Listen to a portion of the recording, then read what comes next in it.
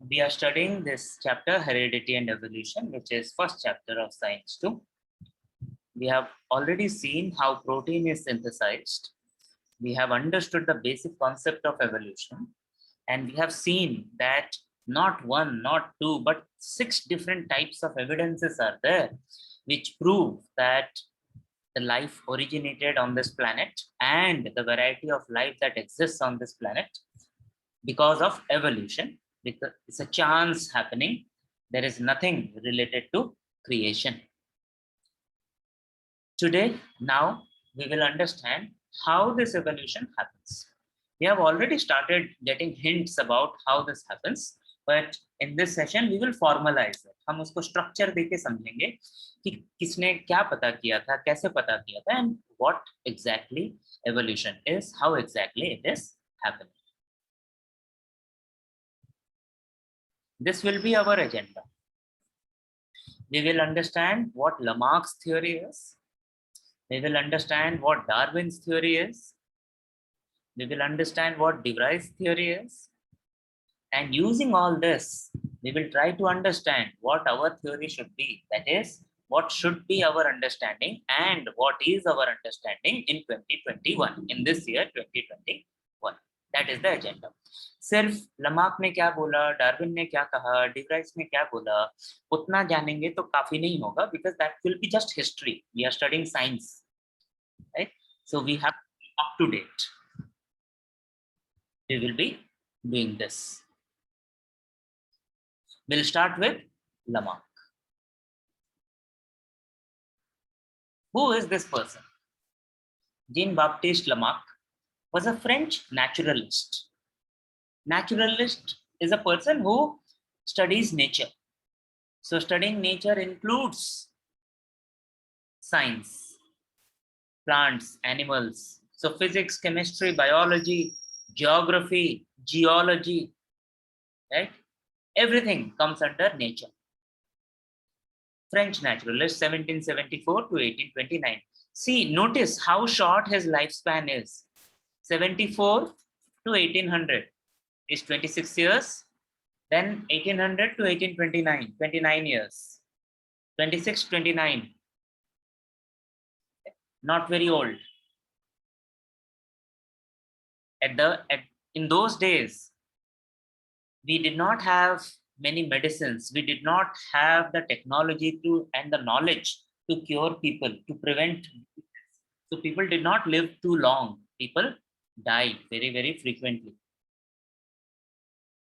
Its short lifespan was shorter. So what exactly did he do? He had an interesting theory. And whenever you hear about Lamarck, you will hear about giraffe. I'm sure all of you know what giraffe is. Giraffe is an animal found in the African continent, tallest animal considered on the planet Earth. Very, very, very, very long neck. And it eats the leaves of tall plants. So it's not that Lamarck only observed giraffe, he observed other animals also, but all his observations can be summarized like this. His theory is use and disuse of organs. It's very simple. कि अगर हम exercise करेंगे तो हमारा शरीर जो है वो तगड़ा रहेगा. Weight lifter, they have good muscles in their arms. Footballers, they have strong legs. Swimmers, they have big chests. Iron smith, जो लोहे का काम करते हैं, उनके हाथ बहुत तगड़े होते हैं. He is saying that because the giraffe is trying to eat leaves from the trees, the giraffe is stretching using the neck. And because of this continuous use, whether it is giraffe or any other animal, when the organ is used again and again and again, it becomes stronger, it becomes more useful, it becomes more functional. Similarly, if the organ is not used, then it becomes weaker, it becomes smaller, it becomes dysfunctional. So whether we use or disuse the organs, the organ develops or becomes dysfunctional. So the giraffe getting a long neck is because of the continuous use of the neck of the giraffe. And this long neck of the giraffe, which is a character which it has got, acquired, to get. Acquire means to get. Such characters are called acquired characters or acquired characteristics. Then he went a step ahead and said, acquired characteristics are passed from one generation to the next. That is, he's talking about inheritance of the acquired characteristics, ancestry of the acquired characteristics, heredity of the acquired characteristics. He doesn't know anything about cells. He doesn't know anything about chromosomes or genes or DNA or anything like that. He's just observing things in the nature. And he's guessing, he's postulating, he's theorizing. Aisa hota hoga.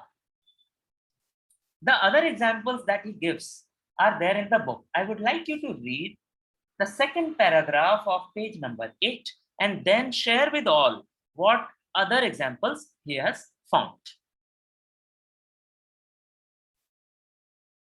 Lamarck is citing the example of the ironsmith. He says his hands have become strong because of continuous hammering. He's citing the examples of ostrich and emu and saying that their wings have become weak because they don't use them. He's citing the examples of swan and duck, that their legs have become useful for swimming because they live in water. He's citing the example of the snakes, that snakes have lost their legs because they don't use them. They burrow in the ground. And all these characteristics, long neck of giraffe, strong arm of the ironsmith, the swimming legs of the duck and swan, the non-flying wings of ostrich and emu, the vanishing of legs of snakes, he's calling them as acquired characteristics. And then he says that the offsprings of these animals will also not have what they have lost, and they will have what they have gained. So the giraffe's offspring will have long necks. The snake's offsprings will not have legs. The offsprings of swan and duck, they will have strong swimming legs. That's what he's saying. Very, very simple. And this whole theory, in one word, we call it Lamarckism. It is based on two principles. Principles are: one, use and disuse of organs.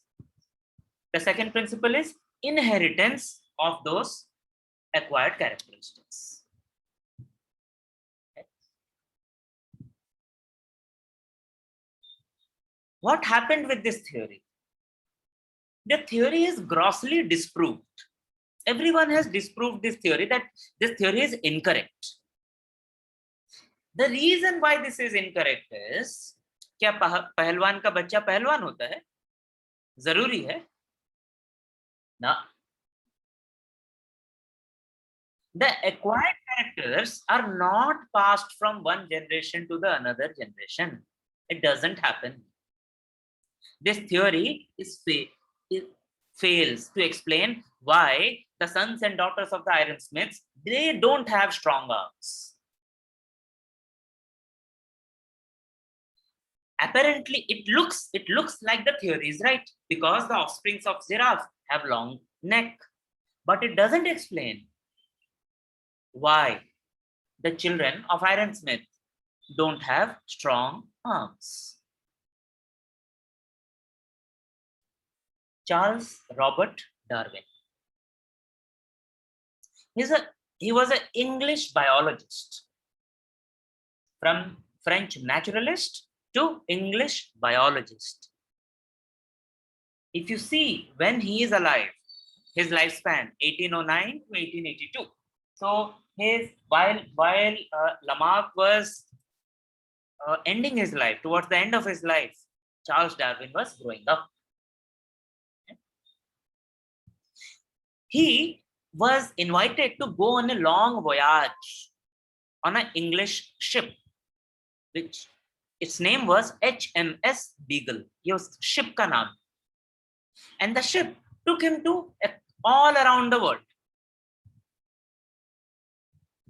And while he was traveling all around the world, because the ship would stop at many places for days and weeks at a time, and our Charles Darwin, but he was not a businessman. He was not a sailor. He was a scientist.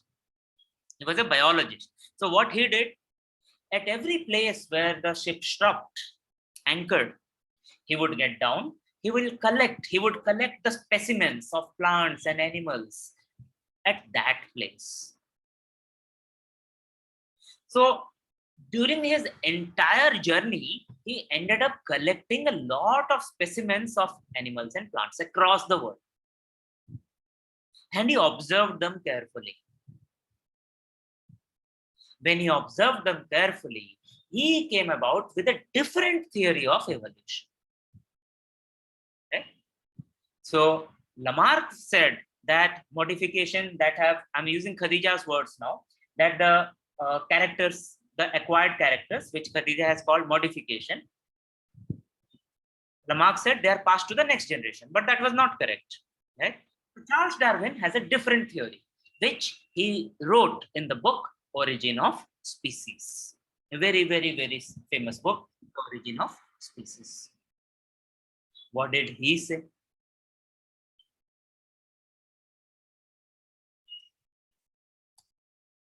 Now, Darwin's theory is a lot different. Right?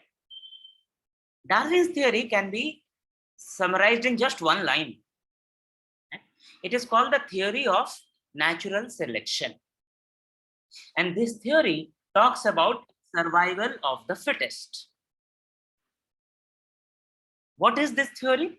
The theory is that organisms reproduce. They reproduce a lot. They produce a lot of offsprings. Whether we talk about an amoeba, or we talk about a giraffe, or we talk about a human being. Organisms reproduce. Because the organisms are reproducing, and because the nature is limited, the resources in the nature are limited, resources, mainly the food and water, there is competition between these offsprings. Now, the very nature of the competition is someone will win and someone will lose. If it is a wrestling match, the stronger wrestler will win.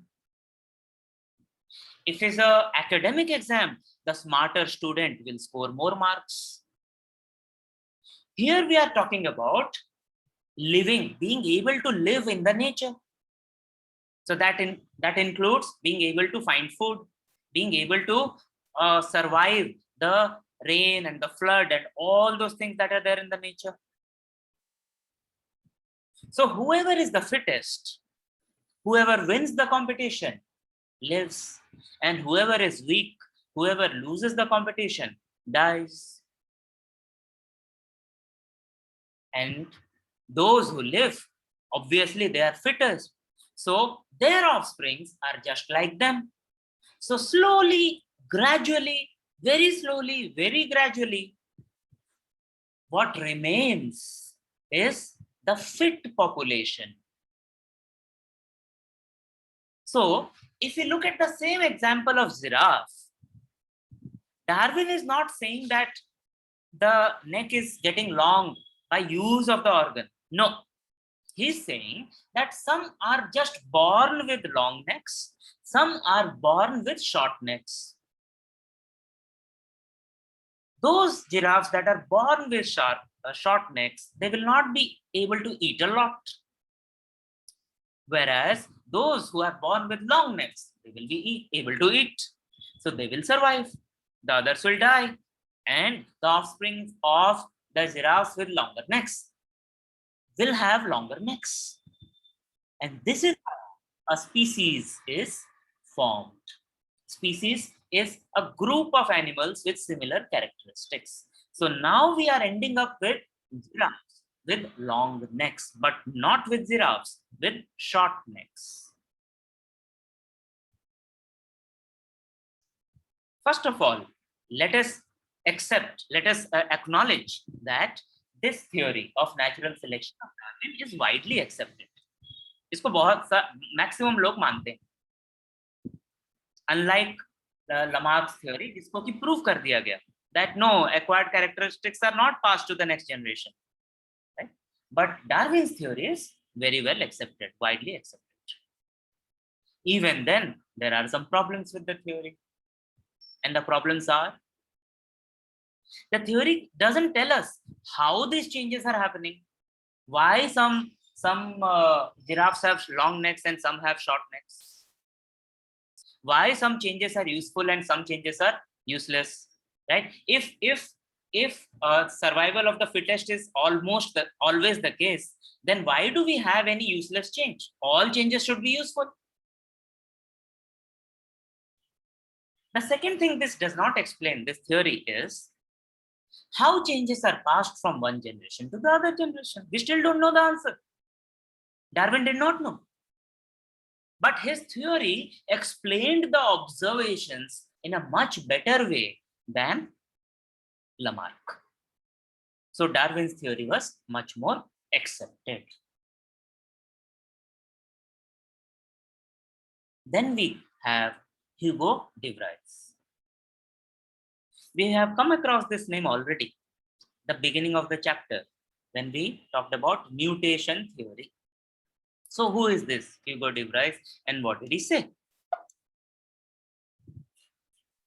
He was a Dutch botanist, 1848 to 1935. Darwin died in 1882 and Hugo de Vries was born in the year 1848.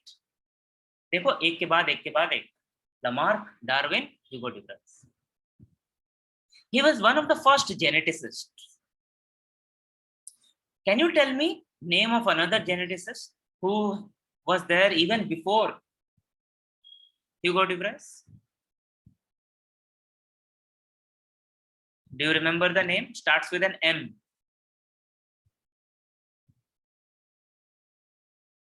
Hugo de Vries is considered to be the person who gave us the concept of genes. Who gave us the concept of genes. Hugo de Vries theory is very similar to what Mendel was trying to say, but he could not say it. So Hugo de Vries is saying that genes are responsible for the characteristics of organisms. Then he is saying that mutation is a change in the gene. So when there is a change in the gene, there is a change in the characteristic. And if there is a change in the gene, the characteristic changes suddenly. It doesn't take years and years and years. We don't need hundreds and thousands of years. If there is a change in the gene, the change will be instantaneous. In just one generation, there will be a change. And because these genes are passed from one generation to another generation, the changes in the genes, that is, the mutations, are also passed from one generation to another generation. This is called the mutation theory of evolution. So all these theories, they are agreeing and they are assuming that life was not created. Life started in a simple form by chance, and different theories by different people, they're trying to explain how life developed, how life evolved, how we ended up having so many different types of plants and animals. So Lamarck is talking about use and disuse of organs, the acquired characters, and the inheritance of acquired characters. Darwin, on the other hand, is talking about reproduction, competition, survival of the fittest, natural selection. Hugo de Vries, he's trying to give a reason for all those changes. He's saying genes, there is something called as genes in our bodies. They are responsible for the characteristics that we have. And if there is a change in the gene, which is called a mutation, there will be a change in the characteristics. And because genes are passed from one generation to another generation, the mutations, that is the change, is also passed from one generation to another generation. So a new species may be formed. So if we try to explain the example of giraffe using this theory, what Mr. Hugo de Vries will say is that maybe there was a giraffe in which there was a change in the gene, because of which the giraffe ended up with a long neck. Now, because that it had a long neck, it could eat a lot, it could survive better. Now see how things are connecting.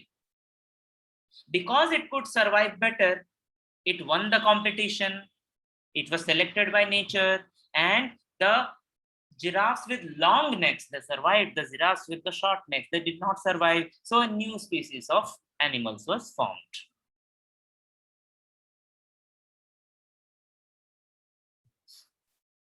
If we combine this theory of mutation with the theory of natural selection, it explains what we observe in the nature. That is, it explains the evolution in a very nice way. But even this theory does not tell us how genes are passed from one generation to the next, because we still, at this point in time, we still don't know chromosome, genes, DNA, we don't know. But we are guessing. We are guessing from what we are observing. And we have come to very, very, very close to the reality, the truth. If we combine all these theories, if we combine mainly Darwin and Hugo de Vries theory, we can say something like this. Very beautiful explanation. And some new words also. The butterflies, maybe originally they were yellow. There was a sudden change, or there was a change in the gene, because of which some butterflies were brown. So this change is called a variation. English word, variation. And because this is a change in the gene, this is passed from one generation to another generation. So there will be a lot of yellow butterflies and a lot of brown butterflies. Now, if you know the life cycle of butterflies, they have life cycle, different life stages like larva, pupa, and all. So for ease of understanding, let us just say that the larva of the yellow butterflies are yellow and the larva of the brown butterflies are brown. The larvae are food for the birds. So maybe the birds only like to eat the yellow larva. So there is a competition now, and there is a survival of the fittest also. So all the yellow larvae, they will be eaten up. The brown larvae will remain.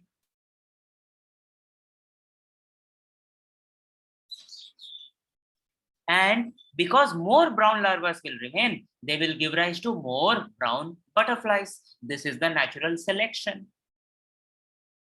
We can also say that this is an adaptation. Butterfly ने अपने आप को बदला, yellow से brown. Adaptation. जैसे कि हमको भी बदलना चाहिए. You have studied it in English also. If the circumstances change, we should also change, adapt. variation, competition, adaptation, selection. Pictorial summary of evolution.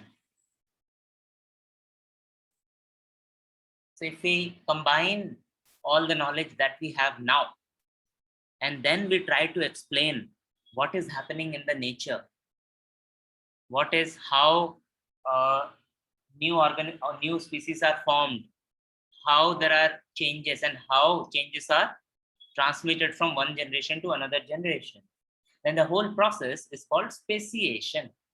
Species se word nikla, speciation. Species is a group of organisms that can produce fertile individuals through natural reproduction. Just reproducing is not enough to classify organisms as a species. The offsprings themselves should be able to reproduce. If the offsprings are not able to reproduce, they are called infertile. Fertile is उपजाऊ. उपजाऊ जमीन को कहते हैं fertile land. Infertile जो जमीन उपजाऊ नहीं होती. So if the offsprings are also able to reproduce, then such group of organisms are called a species. And this species of organisms are produced by evolution. Evolution we can define as formation of new species of plants and animals. कहाँ से कहाँ तक पहुंचे हम? We started by saying that evolution is about how life started on the planet Earth. Evolution is how life gradually developed, evolved from simple to complex. Now we are saying evolution is the formation of new species of plants and animals. We can also say that new species of plants and animals are formed because of evolution or by evolution.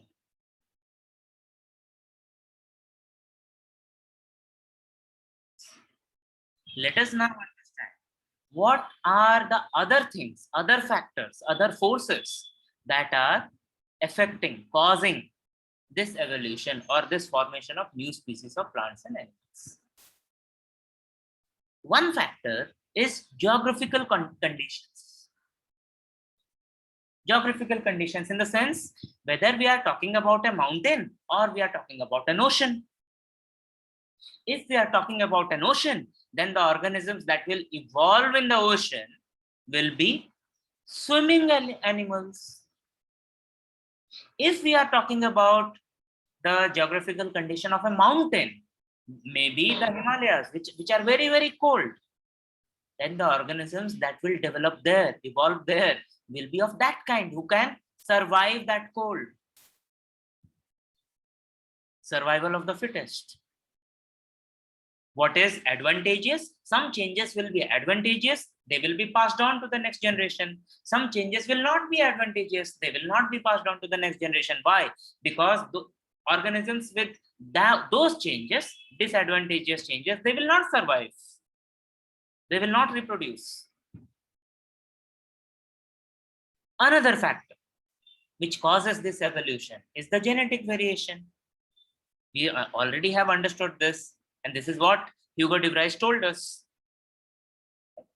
So whenever there is a genetic variation, some variation may lead to useful change, and some variation may lead to useless change.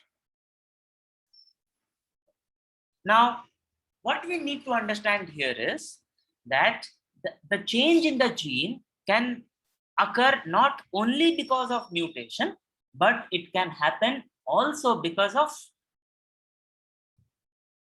design, the design of mixing of the genes. We have a process, we have a life process, which is part of the sexual reproduction. We will study it as meiosis, meiotic cell division, where the genetic material is mixed, the genes are mixed, and then they are passed to the next generation. So it's not just mutation, it is also the design of the process which causes changes in the gene. बना है ऐसा. Another factor, geographical and reproductive changes. Very prime example is the dinosaurs. Dinosaurs were alive at a time when it was very green. The earth was covered with a lot of trees and plants. But then there was an ice age, जहां पर कि बहुत ठंडा हुआ, बहुत ठंड पड़ी धरती पे. Because of that cold, the plants died, and because the plants died, the dinosaurs also died. So when there is a change in the geographical condition, that favors some organisms and that does not favor some organisms, so that also causes evolution. Similarly, reproductive changes, अगर reproduction के process में कुछ change होता है तो. Final factor, which is isolation. You know about this theory called continental drift theory. You must have studied in geography. Once upon a time, all the land was together, and then the plates moved apart. Continents were formed. So suppose life is developing, evolving on an island, say Sri Lanka or Maldives or Mauritius. They are cut off. They are cut off from any bigger landmass. Right? So their life will evolve in a different way because they are completely disconnected from other lives. Not just geographically, reproductively also. Reproductive isolation is that kind of isolation where organisms are not able to reproduce between each other. Isolation means separation. The separation can be with regards to geography, it can be with regards to reproduction. And this is not all theory. There are certain animals and plants that are found only in Maldives, only in Mauritius. We don't have those plants and animals anywhere else because they are disconnected from the other parts of the world. Karthik is saying North Sentinel Island also. Yep. Whichever place is isolated. So evolution, which is assisted or which is also impacted by geographical conditions, genetic variation, geographical and reproductive changes, geographical and reproductive isolation, all these, they lead to evolution. They form new species of plants and animals. And that is why after millions and millions of years, in 2021, we see so many different types of plants and animals. This is the reason, this is how we are able to explain. You should be able to make notes for different theories of evolution, that is Lamarckism, Darwinism, and Hugo de Vries' mutation theory of evolution. You should be able to write in your own words what is speciation and how it happens, what are the factors which affect speciation, and you should be able to answer these questions 2B, 4A, 4B, 4D, and 7A from the exercise. You will do it today itself. You have the guide, you have me, you will do it today itself and be ready for the next class.